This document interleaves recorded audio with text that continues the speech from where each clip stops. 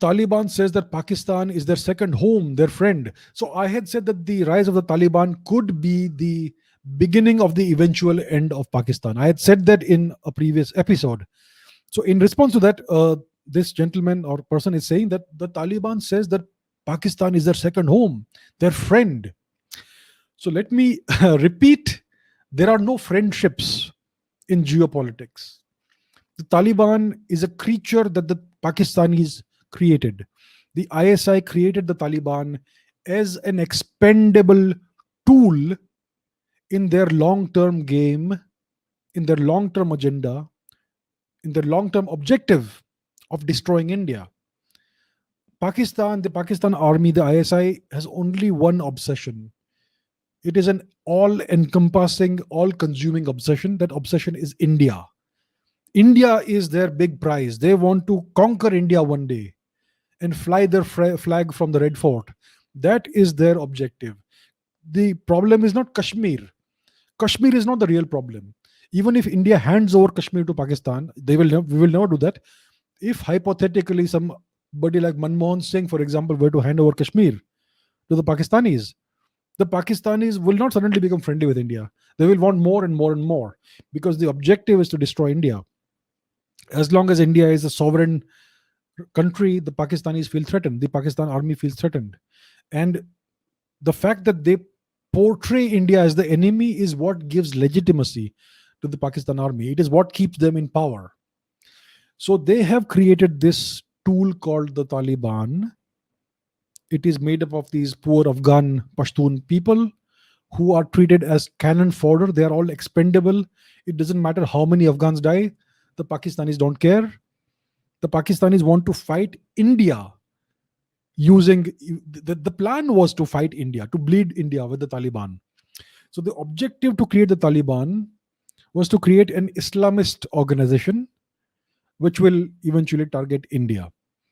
And the plan was to use Afghanistan for strategic depth. So they wanted to fight India to the last Afghan. The Afghans were to be the cannon fodder. Now, what happened is that they recruited the Taliban from all these madrasas in which all these refugees were studying, Afghan refugees. What happened was that they ended up creating a Pashtun Taliban. It is definitely an Islamic Taliban, but it is also a Pashtun Taliban. It is almost exclusively Pashtun, and it has given rise to Pashtun nationalism. So the Taliban has not exactly gone in the direction the Pakistan ISI establishment wanted them to go. They wanted the Taliban to have only an Islamic identity. But the Taliban has acquired a very strong Pashtun identity. And the Pashtun identity is very strongly anti Punjab. See, there's a big, long history behind this, a 1,000-year history. The Pashtuns were the first to be converted to Islam in India, right? In Gandhar, in northern India. So they converted to Islam and then they started launching raids into India. The Gauris, the Ghaznavis, and they bled India.